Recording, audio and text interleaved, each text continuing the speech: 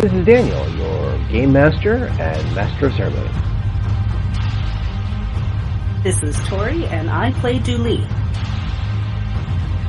This is Sorcerer, and I play Ty. This is Becca, and I play Mirgrat. And this is Odyssey, a Babylon 5 story. Welcome aboard.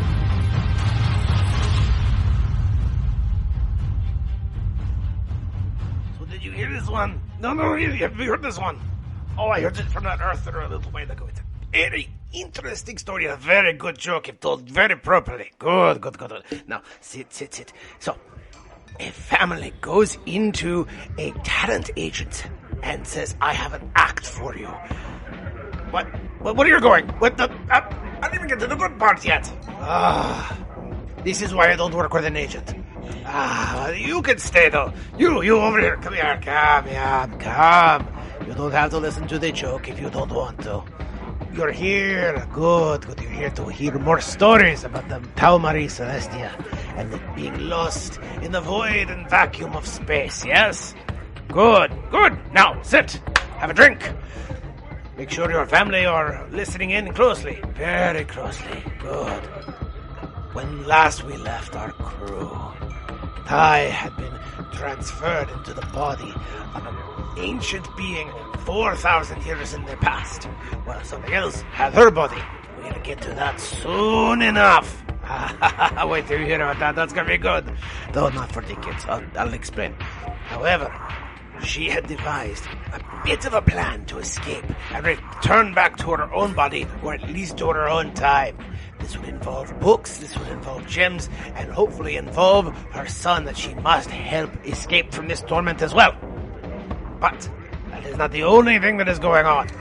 Mirgrat, possessed by an entity from beyond the stars, and a thing that is embedded in the amber, has locked themselves into a jail cell and is asking for everything to be removed and to be locked away.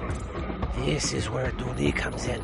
Dooley is acting as both the mouthpiece, so to say, for Mirgrat, but also trying to protect everyone from what's in Mirgrat's brain.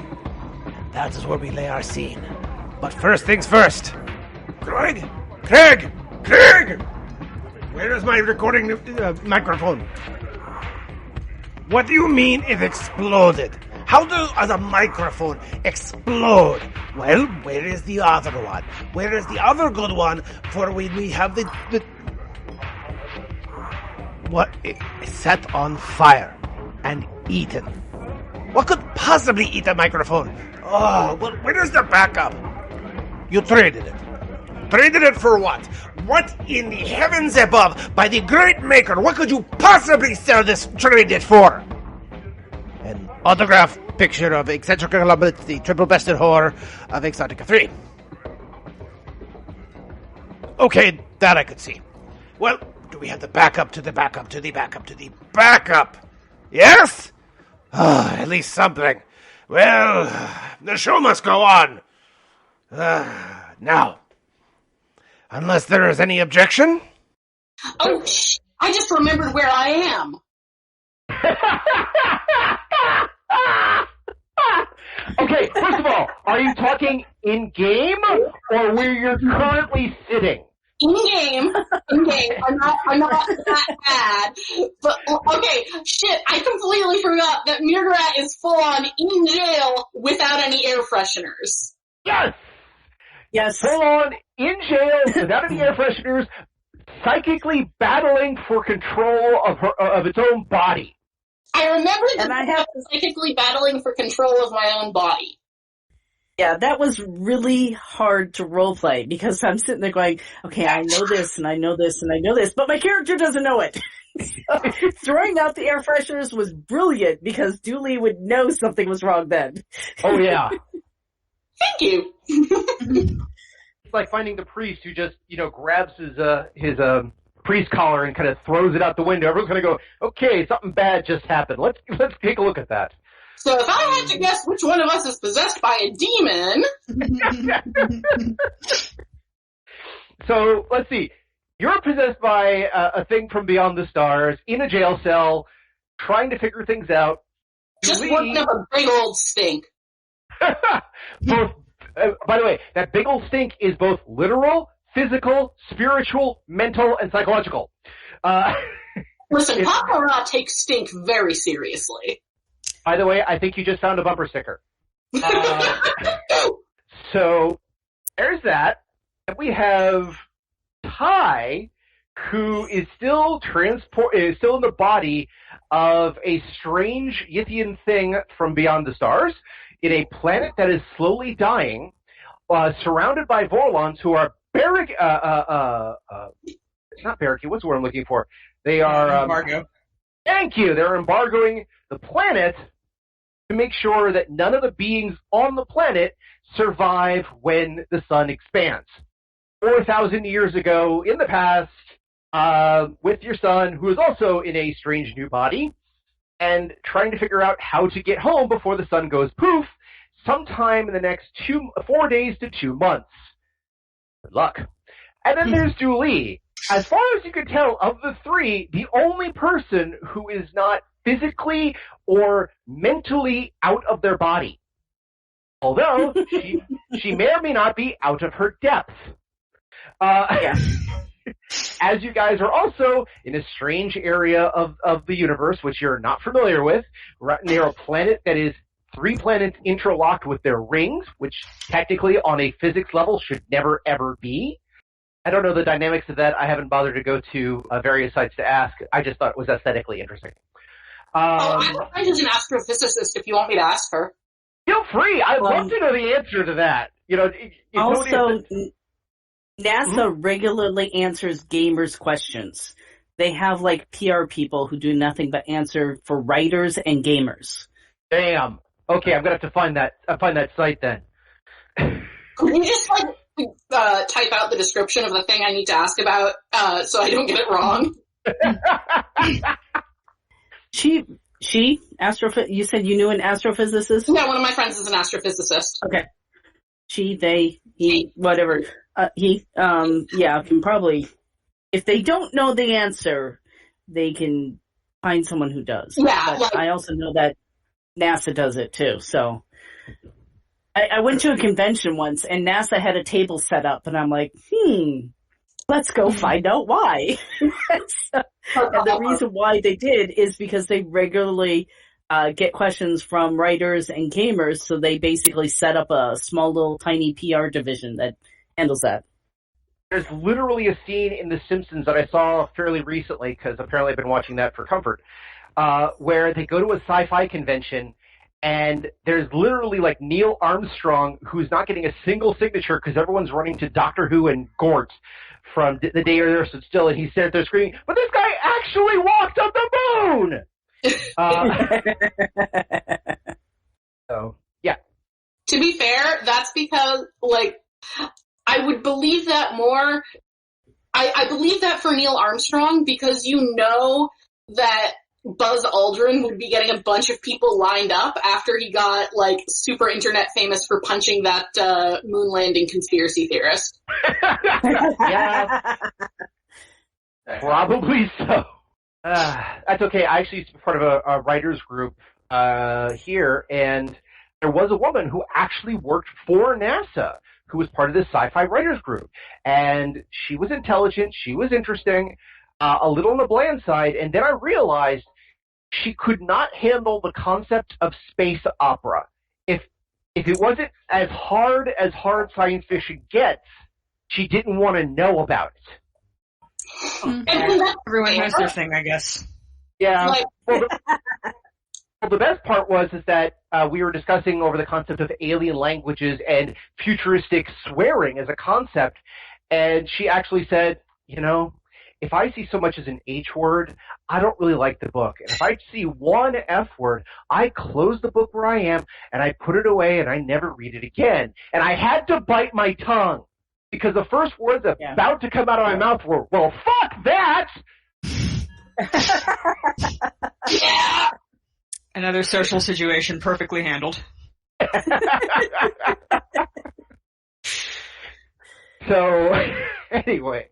That is not the astrophysicist I am friends with, by the way. In case anyone was wondering if that were possible, probably not.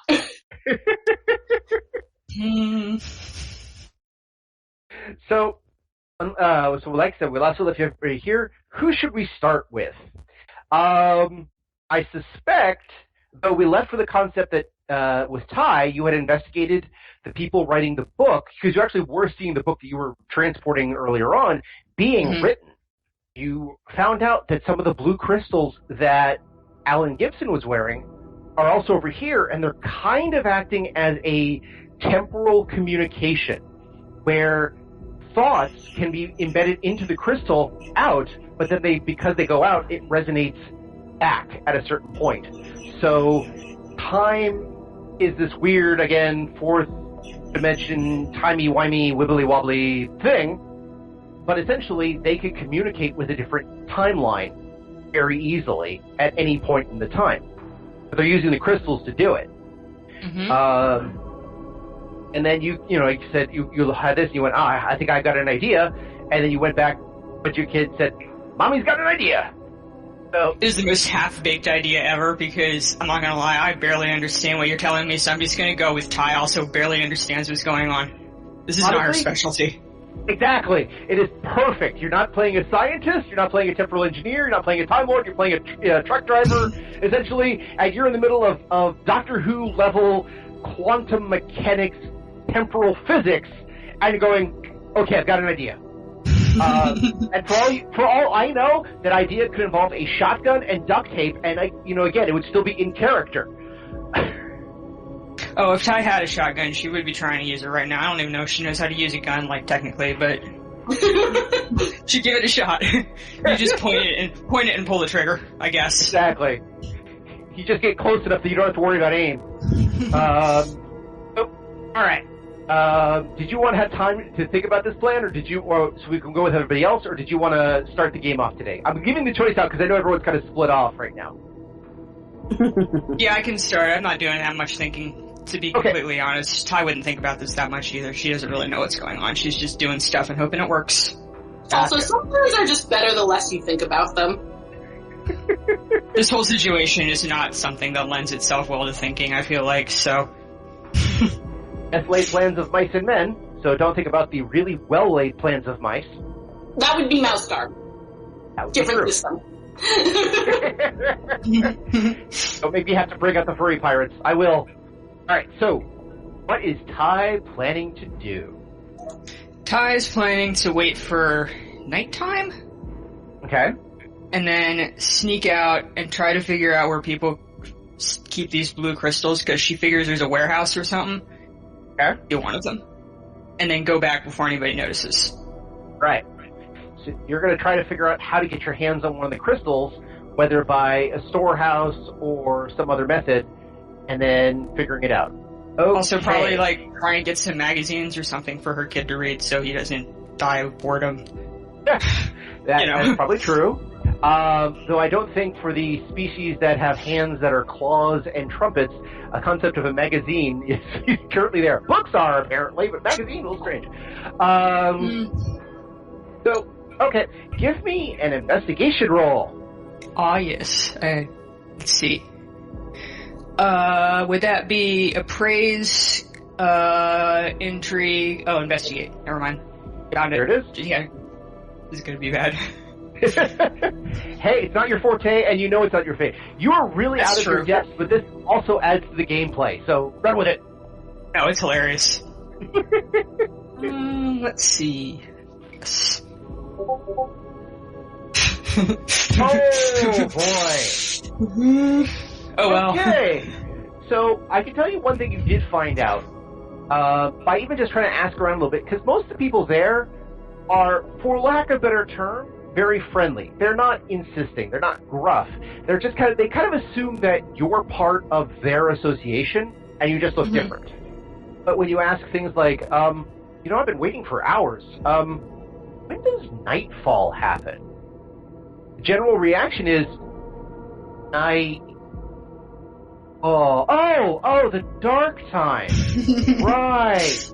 Well, because the sun has expanded to an ungodly amount of space. Even at twilight and morning, it's still very light. Again, it's that red radiation that just kind of almost envelops the planet. So there actually is only about 2 hours of what might be considered actual nighttime. That's plenty of time. Yep. So the planet runs on a 48-hour cycle.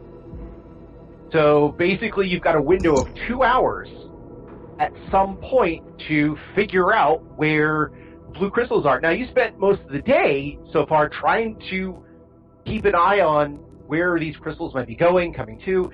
The only people who really seem to have that crystal are the scribes. And it looks like a couple other high-ranking members of whatever organization. It's government, you assume. But, like, the other people like you, no, there's no crystals, no nothing. Many of them kind of treat this as some sort of university, or, from your perspective, the Berkiri equivalent of a hippie holiday camp. Ah, yes. So there's art and singing and chanting and meditation and learning the great secrets of the universe and going through the library to find things and understanding these great knowledges that they have bargained for, and so on and so forth. It's almost as if those who seem to have unusual bodies are experiencing like that. You're one of the rare in that case. As far as you can tell. There may be others. Again, this is just a small outlet. You have no idea. But as for the blues, you have no clue. If you try to bring it up even in conversation, oh, that's a lovely thing you're wearing. How can I get my hands on one? They just kind of stare at you, and when they stare at you with 3 bulbous eyes and strange face mandibles, it's kind of intimidating. So they just, look at you strangely, and you kind of have no choice but to say, right, I'll, oh, look, here's a book for my child, quantum physics. Yeah, he loves quantum physics. Yeah. Totally. He's already clearly smarter than Ty is, so maybe he does. So, but yeah, it didn't roll very well, but you got a little bit of info, because just some basic things of night and day are easy enough to find, but you also realize that you've got time before night and a very small window to figure it out, and you still haven't figured out where these crystals are kept. But the scribes or whatever have them. Yeah, there's that library area where they have a number of the Yithians inscribing very much similar tomes that you got. Now, again, some of the bindings are a little different. Some of them are circular. Some of them kind of look like that octagonal shape that the Narn like to use. Some of them are very much square. Some of them are actually spheroid. Those are weird. But, yeah, apparently they do have a number of people working on these tomes. So there's way more, books than there are crystals, in other words. Yes. It looks like they've been storehousing the books. You can make an intelligence check to try to figure out why. Change of plan. I don't care.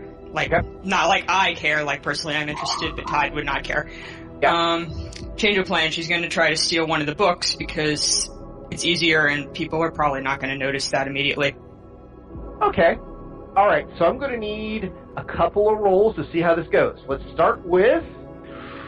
after it gets dark and all that, not in broad daylight, Ty is assuming that people will go inside or something when it's night, so... Gotcha. So you're waiting for a time when there seems to be a rest period or not as active? Yes. Okay. So first, let's do an investigation check, just so you can figure out timings, that sort of thing. Oh, I'll actually give you the opportunity. It's going to be investigation or subterfuge, whichever is higher. Subterfuge. Okay. I actually have some points in that. There you go, 26. Because I think subterfuge actually works with some of this, but I can again, you're dealing with thievery things, so that makes sense to me. It's a trader skill for some reason, but whatever. That's okay. Questionable, but whatever. It's for picking locks, jam doors, perform any other acts of petty vandalism and cunning sabotage. Technically, this would be a form of intrusion and cunning sabotage. I will also need a intrigue, I believe it is. Let me double check. Yeah, I think intrigue. Okay. Gathering information. Yeah, that's fine. Yeah, I'm just going to run with that. 28. Oh, wow. Rolled a 19, got a 28. The other one rolled an 18, got a 26. Okay. You're in your wheelhouse whether you know it or not. So using some of your intrigue, you're able to gather some information, make yourself look kind of small, and I'm not really that important. Nobody has to notice me. And you make your way towards the primary library, for lack of a better term. Now, you scattered out earlier, so you don't know all the ins and outs, but you know where the door is. And, which, by the way, the door is trapezoidal, which is actually kind of interesting. When the door opens, you kind of look around, you notice the people doing the manufacturing. They don't ignore you, they kind of acknowledge your presence, but they're all very much busy scribing away. Some of them taking reports, some of them making more of the books, some, all sketching and art and all this kind of stuff. But you have a couple of them on various different areas that were kind of kept in housings. Now you see how this is done when you get there, that they're making the books, they are putting them in essentially beta safes. So kind of like not shelves, they're a little bit more secure than shelves, but, kind of a cabinet. And from there, once the cabinet is filled, it's moved over so they can be placed in the essentially Nova-proof safe, so that, or one of the Nova-proof safes, so when the planet does blow up, it looks like it's going to head out in various directions. Since you got the subterfuge of 28, that is you kind of casually looking over, and you got the intrigue. So again, you're looking a little bit like, I'm kind of official. It's okay. I'm okay here. You kind of look over at various people scribing away at various things. They're talking in piping language that is very strange. And then you kind of subtly grab one of the books off of the cabinet. I'm going to need, just in case, I believe there's a pickpocket skill? That's true. I don't have that. Okay. Oh, wait. No, sorry. I'm thinking of something else. Probably stealth or subterfuge again. It would be subterfuge. Yeah. One more subterfuge. Okie doke. 17. 17. Okay, I'm going to make a contested check real quick, just to see if anybody else notices offhand. Oh, a roll of an 8. So yes, while everyone is intent on their own work, you kind of casually look over, you grab one of the books, you flip through it like you're inspecting it for a second or two, and then when nobody is looking, you replace it with that quantum physics book you grabbed from the library, and slowly again looked over to the people. That looks good. Oh, I think you spelled that. It's with a not a P. And casually made your way out. Once you're outside, you're like, again, you just realize you stole something big. If anyone catches you, it's going to be murder. So, what's the plan? You have a book now. Well, I'm going to take the book back to my house or whatever that me and my kid are sort of prisoners in, and go look at it there where people aren't going to, theoretically won't see me. Okay. I don't know if there's distant past security cameras or anything, but I just decided not to worry about that. Fair enough. There's not a lot I can do about it if there are. You're on a time clock anyway, so what are they going to do? Come and prosecute you? So, alright. Give me one more stealth check.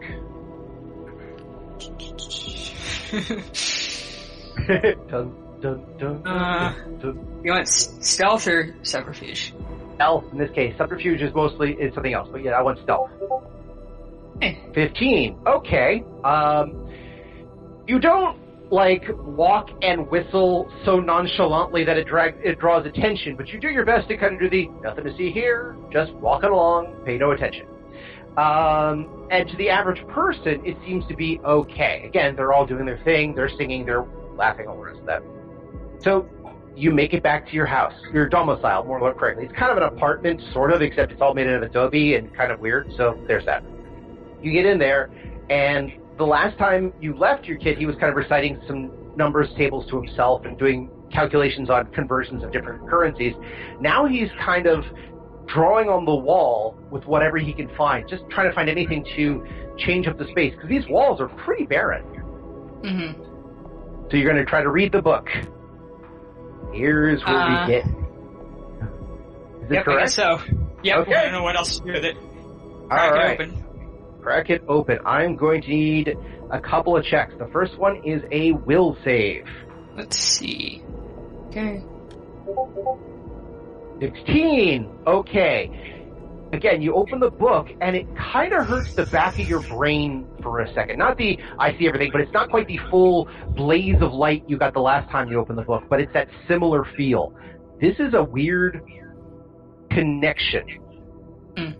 But yes, you're finally feeling it. So again, you kind of feel it through your tendrils and your claws. This thing's got some severe, bizarre energy. Now I'm going to need you to make a linguistics check.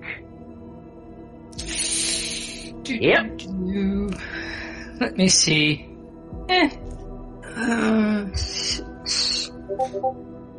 says, ooh, 9. Ash. That's yeah. Basically, it's like this is a strange, unknowable, weird species thing that is going to make your life a lot more interesting, and it's so hard to deal with. So you kind of try to read it, and again, it's also between the language and what it's trying to convey, it's hard to figure out. So you've got the book, you're going to try to research it, but you have to do it in small chunks or else it kind of hurts your brain physically. Okay. So we're going to leave you go ahead. I was going to say, give it to my kid and see if he's better at reading it, since this is not a language I've ever learned in my life. Obviously, it doesn't make a difference about whether I know it or not, so maybe he's just naturally better at reading it. Okay, let's start with the basics. He manages to hold on to it while he's looking at the light. He's never seen it before, so he's a little shocked, but he managed to hold on to it. So let's take a look at what he got for linguistics. Nice. My kid is smarter than me. My kid is smarter than me. Look at that. 16 versus your 9. And he's like, I think I get it, Mom. It's kind of like currency transfer, but it's not currency. It's thoughts and memories and such. I think I got it. I'm not sure, but I think I got it. Okay. What do you want to do, Mom? First, I'm really proud of you. You did a great job. Second, just close it for right now. Okay. Just take the book. As you close it, you get, even though he doesn't have the usual orifices to breathe from, you can see his face tendrils.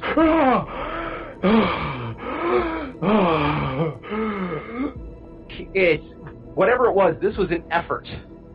Can I just say, Ty is such a good parent? I know, right? I can't imagine why she and her baby daddy decided that he was going to be the main parent instead of her. There's no obvious reason for this.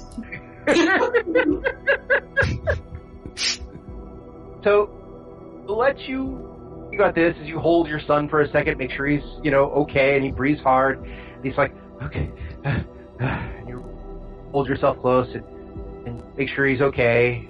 Look, there's laying on the ground, and you wonder what could happen next. Then you realize you're going to have to figure out what to do next. So, while you wait on that, we transition to Julie. Actually, excuse me, we're going to transition to Mirgrat for a second. Hello. So, Mirgrat, you, again, find yourself, you've been in control, but you can't hold it for long. You're able to get the control long enough to grab your air fresheners, tear them off your neck, and chuck them out the door as a great symbol of saying, something is horribly, horribly wrong. And I got a message to Julie. Correct. You got a 16 words, I believe. Yeah, 12 you did words. send them. Was it? 12 words. I counted them out. 12 words, that's right.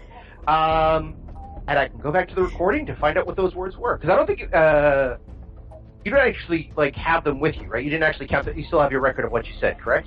I believe it was entity in control,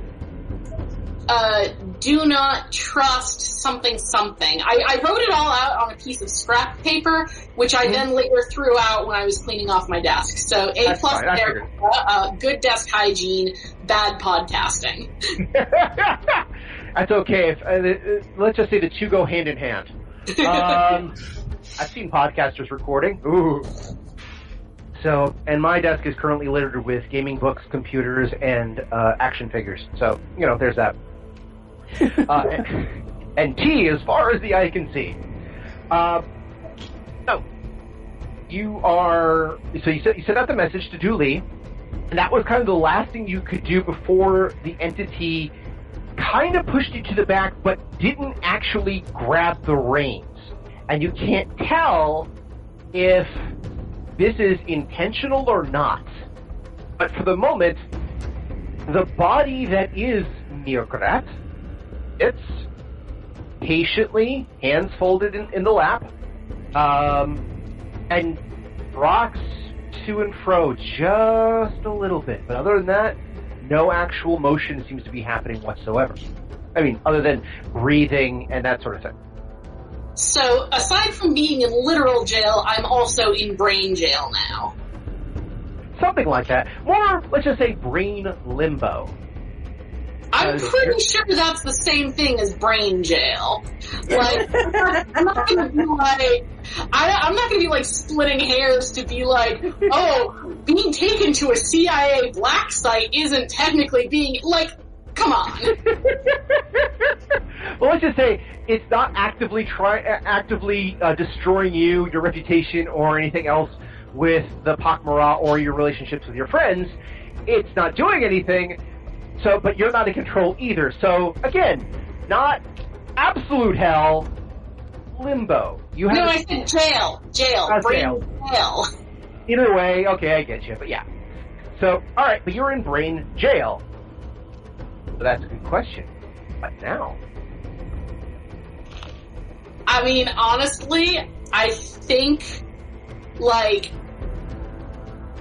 I'm not the best telepath. I will be first to admit that. Mm-hmm. And, like,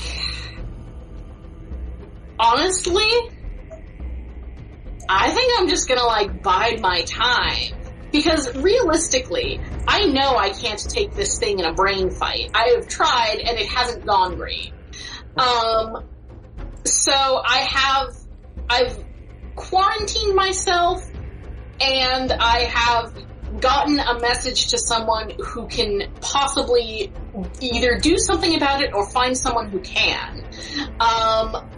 And I think at this point, I'm just gonna be like, I'm just gonna sit tight. Like, I think we're at the moment where I've called 911 and I've told them the situation, and the dispatcher is just like, alright, we're sending someone, but you just need to sit tight until they get there. There you go. And the person you have called for dispatch, the person who has to come to your rescue, Dooley, let's talk about your situation. Yes. So, allow me to present a outside parallax of your situation for a moment. Okay. Not that long ago, you wanted to talk to a Mimbari who was in jail, and through your process of investigating, he escaped. He went to the bridge and basically caused everyone to get lost in space, which is another movie, 10 TV show.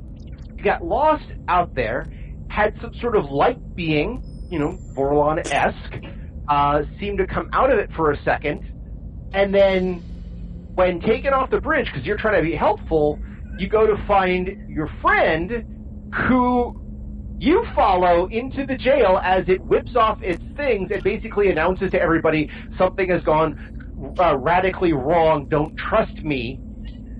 No, I announced it psychically to Dooley. I just sent the message to her. Exactly, but the physical message is something was wrong by taking off the oh, yes. Yeah. But otherwise everyone else is like, you have been directly involved one way or the other with a strange happening in and around the jail, which may or may not be causing larger issues with the ship. So both Kali and the captain are like, okay, so there seems to be a trend we're noticing, and now you're in this situation. How is Dooley handling this? Dooley's concerned for her friend. Mm-hmm. So yeah, it hadn't really occurred to me, all these coincidences. I'm mildly uncomfortable knowing that I have something from, what planet was it that sent out the notice on me? That was the sorry, I can't pronounce it at the moment, but the map's right here. I can look at it. It is from the where is it? Brain. It was it's right here. Oh, the Shalafan Empire. So I'm a little concerned that is out there, and I'm standing in a jail house. But I'm more concerned over Dooley because either A, she has a really bad alien that's taken over her. They have a really bad alien that's taken over their body, or they've gone completely bonkers. Both of which are bad. I don't know what happens to a pak'ma'ra when they go crazy. Doubly so because you actually called her Dooley. Oh, gods. Mirgrat. So yeah, Mirgrat is either truly completely occupied by this alien that until recently I questioned may or may not even exist, or she is crazy. I'm leaning more towards the first because I know how much she treasures her air fresheners. That's why I got her one as a gift. Got them one as a gift. So yeah. So I got the message, which tells me it's the first situation. And we shut the door and locked it. So now I need, I don't remember if I linked the, diplomat's office.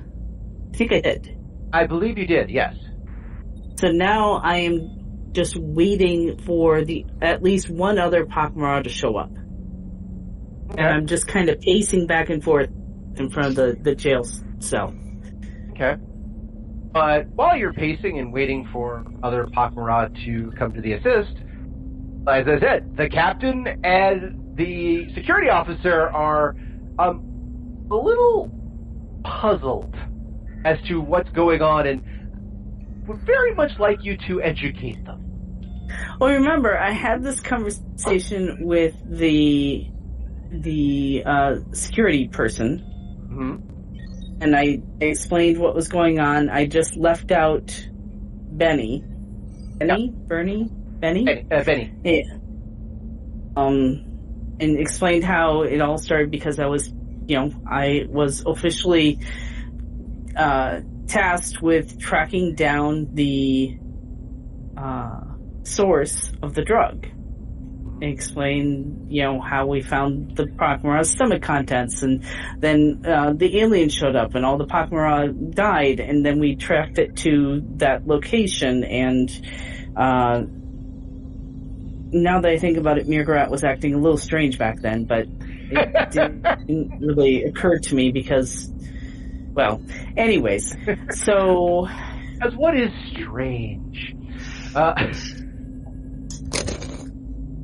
Yeah. So yeah, I give them a brief outline of everything that's happened in the past 2 or 3 weeks. So okay.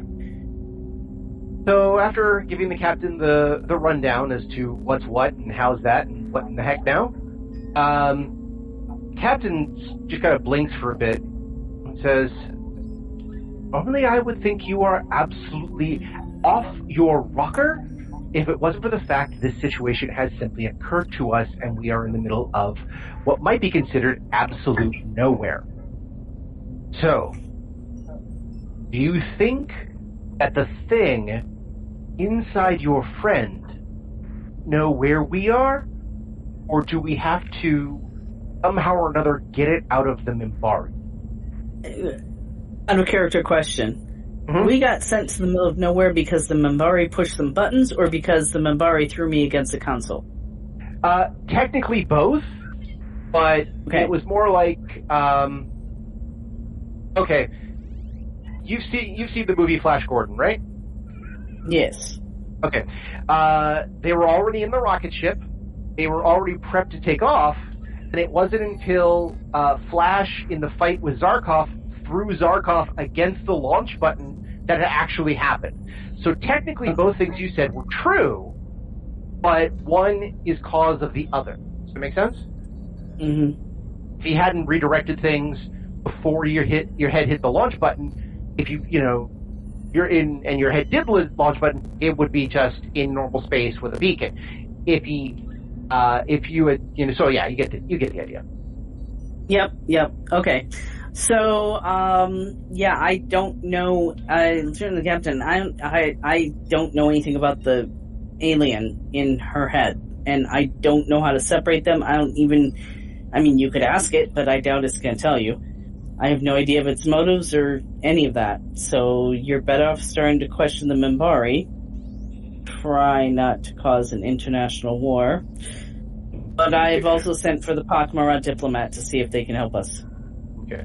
By the way, the phrase "try not to start an international war," the human doesn't take kindly to that, simply because the last time there was an international war between the Minbari, it was with the humans, and they're still kind of sore about that. I know. But it's just a Dooley type of thing to say. It's a Dooley type of thing to say, and it is a great JMS line. Not gonna lie. It is a beautiful JMS line. I do know that Miogarat is, I don't know her rating, but she has some psychic abilities, so it's possible that maybe the pak'ma'ra can communicate with her. See. But she said absolutely under no circumstance to trust her because she's not in control of her body. Very well. Captain kind of puts her fingers together, thinks about this, looks over at Kali. So, do you have any other suggestions? She just shakes her head and says, "I have a few, but spacing's illegal." They said that's rude. Captain just went, "Not now. Not helpful. Not now." No. Very well. She stands up, grabs something from the side panel near the security room, grabs a stat bar, which is essentially like a ranking bar, walks over to Dooley and says, "Congratulations, you are currently our specialist of strange and unusual encounters, or our point 2 thereof." She pins the stat bar to your chest. "Welcome to the crew."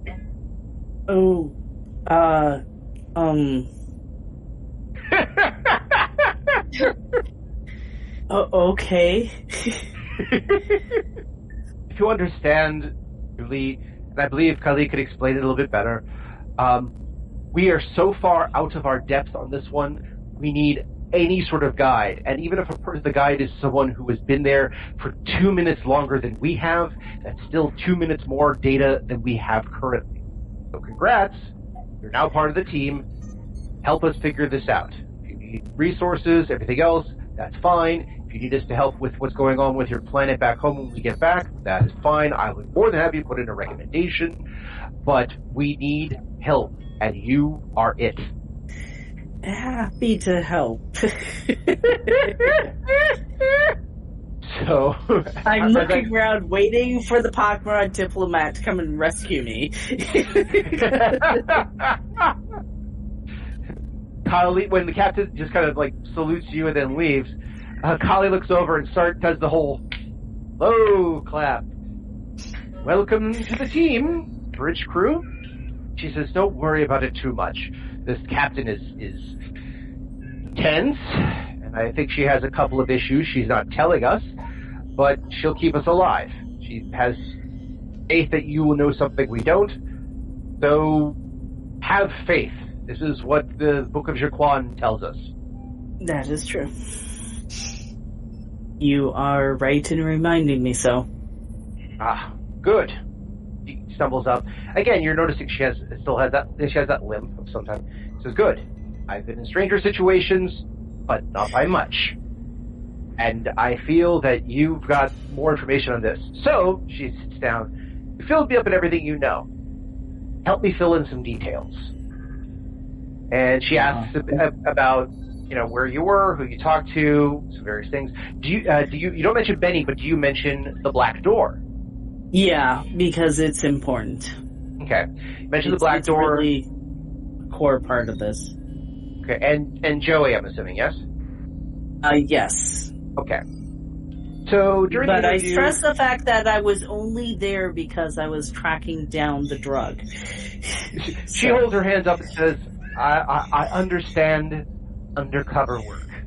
I understand. I haven't been there myself, but I have seen others do it. So, and there was this intriguing literature or other form of entertainment that I experienced back on my previous position. I believe it was called The Fugitive? I have not heard of that one. It's a strange tale told of a man who has to suffer through his mate's demise at the hands of a one-armed individual who, when confronted by the authorities, insists that the one-armed individual is the one responsible for the murder, and yet the authorities don't believe him as the evidence mounts against him. He then puts himself in a situation, goes undercover to help track down the person who was responsible, and in the end found the one-armed person and brought him to justice. It is an epic tale, one that should be written in song, and yet I found about it on a backwater channel for postmodern enthusiasts, whatever that is. It sounds human. It was. But I'll have to check it out. But because of such things, I understand that you may be in a situation, and the Shalasan Empire may have put a warrant out for you, but as you can tell, she kind of puts her in towards where a window might be. She goes, as you can tell, we're not in the Shalasan Empire. We're not even in the Norn regime. I'm not even certain we're anywhere near anything the ISA has connections to. So, am I going to serve you with a warrant? She kind of shakes her head. I'd much rather get out alive and back home than deal with you as a criminal. So, we can either use you as a source of information, as a contact, and possibly use your connections and you continue to be undercover for us, or she kind of also waves to the jail cells, I believe your friend might be hungry. Dewey's not even dead, that's racist. Yes, it is. I hate to say it, it is a little racist, but... And she wasn't doing it in a threatening manner. It was more just your friend could use your friend there could use some company. But she said it in such a way because everyone assumes with the pak'ma'ra, it's like oh god, I see everybody as food eventually, don't they? But that's, again, bad stereotypes.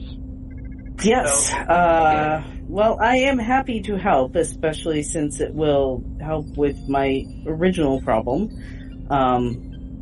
But, I'll give you what details I have. Okay.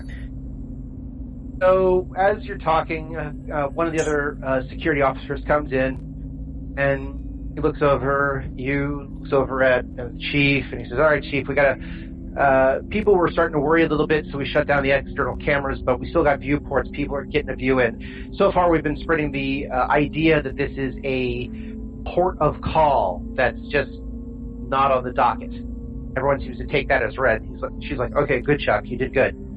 He says, all right, and looks over at Dooley, and he says, don't I know you? Possibly. Looks over. You were on the shuttle that Lieutenant Rand was piloting, yeah? Yes, I was on that very unusual shuttle ride. And I think I was with you with Lieutenant Grant. He came to talk to you a while back? Yes. Okay. He kind of shakes his head. All right, I understand. And he looks over. So, Chief, what's she doing here? He looks over. I kind of raise an eyebrow and look over at the chief. Yeah, Chief, what am I doing here? I'm not going to answer that. So the chief kind of holds his hand and says, "She's doing investigation work for us. She's on the level. We've had her vetted. Captain made her part of the crew. Looks over. Technically, rank of she looks at your staff bar. Lieutenant? Huh. She kind of looks over. Do you have any other staff bars lying around? Well, I guess you have a field commission. Congrats, Lieutenant. But she'll be acting as an agent for us in dealing with the issues that we've been incurring. Have you been investigating what's going on with the Minbari or with that pak'ma'ra?" And Chuck goes, "No, sir. We've been dealing with a couple instances down below and trying to track down the nurse who was investigating the brain before, who's since disappeared. And unfortunately, so is Lieutenant Grant and even Sergeant Tuska. Sergeant Tuska got shot. Now I can't find him anywhere." So bug. What did you say? As you whisper from 4,000 years in the past, it's a bug.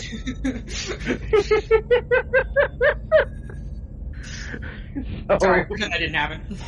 Cut That's that part okay. out. Well, we'll treat that as the equivalent of someone yelling at the movie theater, "Don't open that door!" So, or as in some of my other games, we would say, metagaming, offside, 5 yards, first down. So what is Dooley's first idea now that you've been put in this situation? And Chuck kind of shrugs a bit and says, I'll see what I can find with everything else going on, sir. We're going to be stretched a little thin. We're just going to keep patrols as much as we can. I think we're going to try to call in any ISA agents that happen to be on board. Chief kind of goes. Chief actually shakes her head and goes, "Oh, we have to deal with them. Oh, they're insufferable. Fine. All right. Then go get them, bring them here, make sure they're taken care of, and get them up to date on what's going on. Let's see if we can get this thing going. All right? Yes, Chief. Off you go." Chuck runs out the door. She looks at Dooley. Well, any suggestions, ideas, clues, limericks? About your missing guy? No. But I think we should wait until the pak'ma'ra diplomat comes here. Maybe they can talk to Margaret in the body and figure out what's going on. Kali goes, "All right. I leave that to you. I've got stuff I need to do." And she kind of points off to a chair. "You're welcome to wait there and see what happens. But if you get any report," she taps her to her leg, "let me know." Okay. And she gets up. She ushers you to the couch or sitting area, and she goes off to deal with her security personnel, which are again buzzing with activity because zaniness has happened. So after a few moments, actually a little while, 2 pak'ma'ra show up. One is the ambassador. The other is another pak'ma'ra that you've been introduced to.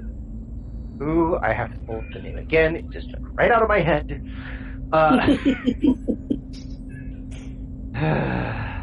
I write these down and then I don't keep the document open, and I've got to go back to them. All right, fine. All right, that would be that's right. Kutbusek and Gebamel. Gebamel is the diplomat, and Kutbusek is the other one that you met previously. Okay. I kind of give a little bow and say, I'm very glad to see you. We have a situation. They both nod in kind of bow of pretty respect. The little sensor comes on. Please, inform me of the situation so that I better understand what is going on. So, as you know, Mirgrat invited some sort of entity to share her body, and I am guessing the understanding that it was there to observe. But this entity has now taken over her body. She was able to briefly communicate this to me, psychically, and basically saying, don't trust her, don't trust them, and that the entity has taken over. And we need more information, and we need to know how the thing took over, and why it's here, and how to get it out of Mirgrat. They nod their heads. Understood. We do not have pak'ma'ra telepaths on board.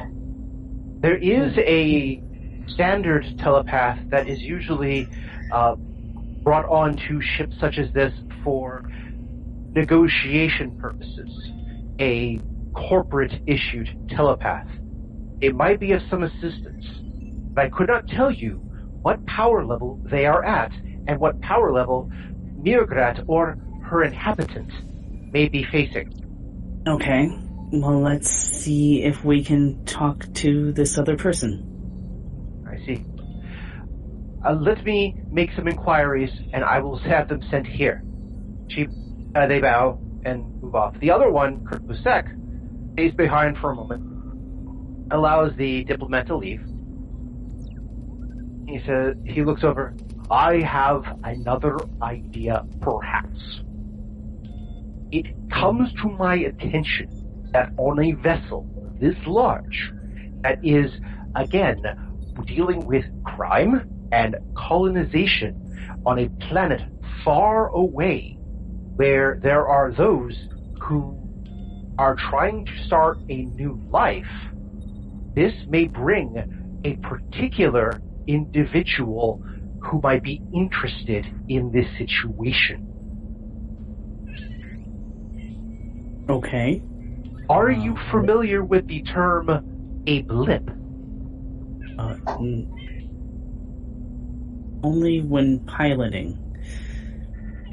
A blip is a human term for those who do not wish to join the Psi Corps and do not take either the repressive drugs or go to jail. They become a renegade, a fugitive, if you will. I sense a theme. I didn't think it was going to come to this, but I sense a theme. The fugitive, if you will.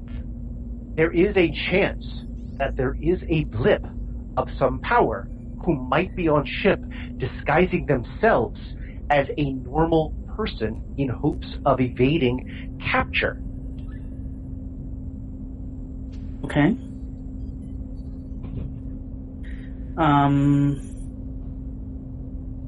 I can go see if I can find one of these blips, potentially. Unless you know of someone. I do not. I have a couple of theories, but nothing I can place, and nothing that would seem to indicate a full blip. Okay.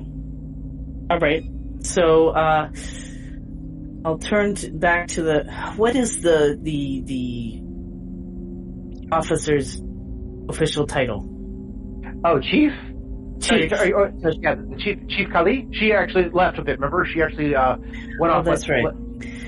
If you will stay here and monitor Mirgrat, I don't think they should be left alone. Given this circumstance. He bows and says, he actually kind of shuffles his robes a little bit, and they shift and change. Not in like the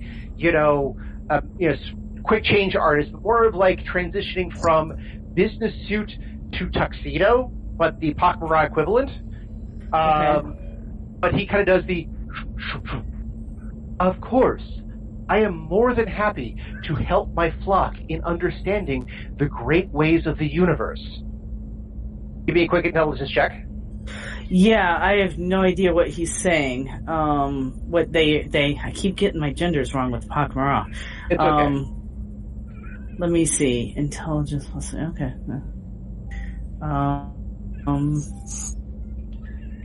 Intelligence check is roll under your intelligence. What's your intelligence? My intelligence is 17. It's my best stat. 10! Nice. Also, quick, give me a intrigue check. Okay. Went too far. Intrigue. You can never go too far with intrigue. Yeah, because that just doesn't quite seem... Oh, my. 24. 24. Okay. Between your intelligence... That doesn't quite seem right. Well, what happened was that, yeah, he shifted and said, so, how can I help this? You realize what's happened. The shredded robes of the pak'ma'ra got changed just enough that he went from suit to pastor. Or the pak'ma'ra equivalent of pastor. So sitting with a troubled person is perfectly natural in this sense. Whoever this pak'ma'ra is, he's good. Or they're good, excuse me. So they sit outside the bars. They start singing to Mirgrat.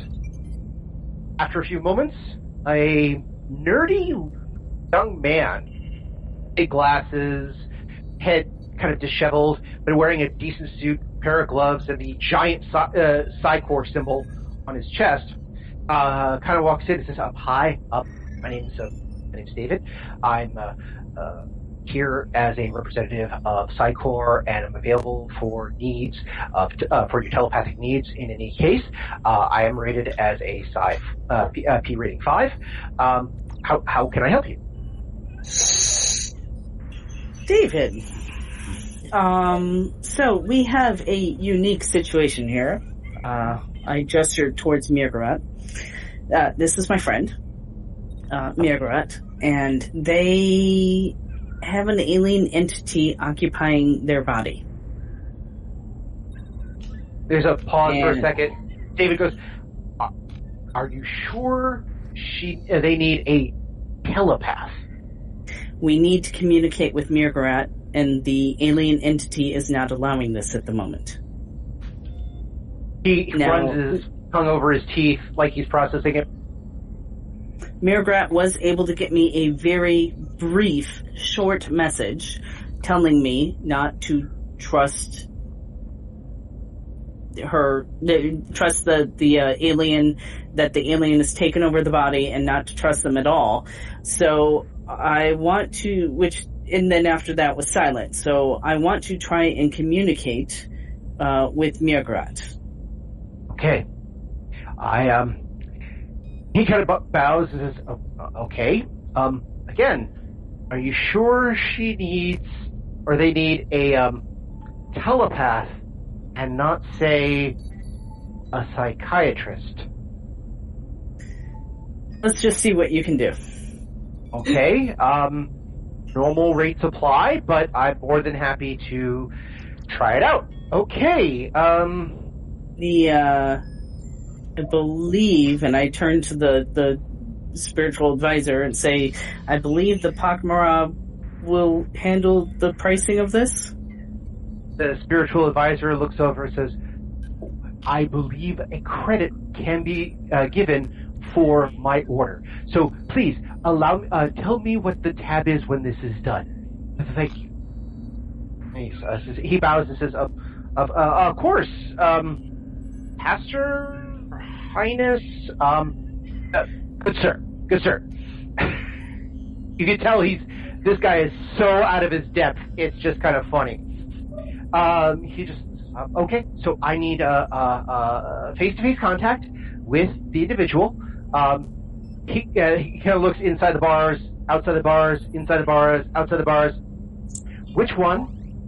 Kurt Busek kind of points inside the bars. Yeah, right. Yeah, I'll point to the person inside the bars. And this is as close as you can get. We're not opening the bars. line of sight works good for me. All right. So he pulls up a chair, kind of sits down, shakes his arms out, and kind of like nods back and forth, shaking his head. He actually does the whole.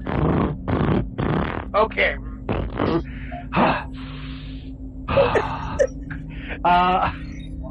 Yeah, I'm not quite laughing, but I'm still finding it amusing. In other words, if this was a different situation, your head would be in your hand and your fingers would be pinching the bridge of your nose as you shake it. So, all right. Okay. All right. Good morning. My name is Peter David. I am here as a representative, as requested by the pak'ma'ra government and by Lieutenant Robinson. You look down, you realize your stat badge actually has the name Robinson on the very small part of the bottom. Oh, yeah, that works. It's a very old Narn family, actually. Robinson, I'm adopted. Okay. On behalf of Lieutenant here, so they said that you have some issues with a possible alien entity in your head, and I have been assigned to do a quick scan and possible communication. This shouldn't hurt in the slightest. You will feel some unusual tingling sensations. This is nothing to worry about, and as long as you don't resist, it should be fine. Okay? If you understand what I'm saying. One side note, as he's saying this, I'm edging ever so closer to him because I don't know if this alien entity can jump. Ooh, okay. Good so question. If Mirgrat suddenly jumps up and says, "I'm free," I'm going to grab him.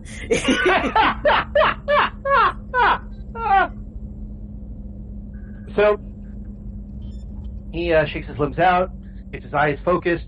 He actually readjusts his glasses. Yes, he's wearing big, thick glasses. He readjusts his glasses. Okay. He breathes for a second. Says, "Just relax." He's just relaxed. No, there's nothing from Mirgrat. However, Mirgrat, guess what's happening? Hey!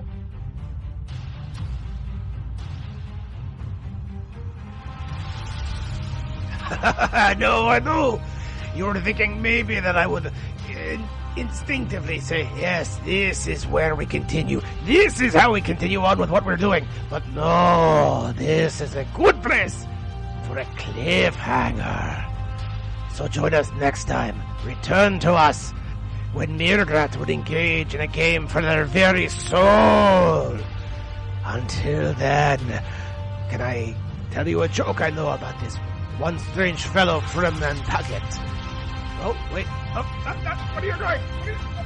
And that's where we're in for this week. I want to thank everyone for joining us and hope that you continue to join us every 2 weeks for another episode of Odyssey.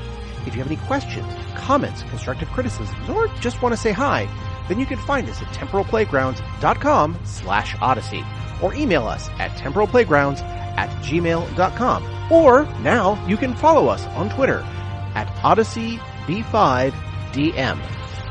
Babylon 5 was created by J. Michael Straczynski and is owned by Warner Brothers Domestic Media. The Babylon 5 role-playing game was produced by Mongoose Publishing utilizing the OGL gaming license for D20. Our theme music was composed by Evan King. The song Titan Striker is available on YouTube and at evankingmusic.com. Incidental music provided by Tabletop Audio at tabletopaudio.com. Please see websites for more information. Once again, I am Daniel, and I thank you for joining us on this grand adventure. Good night, and keep dreaming.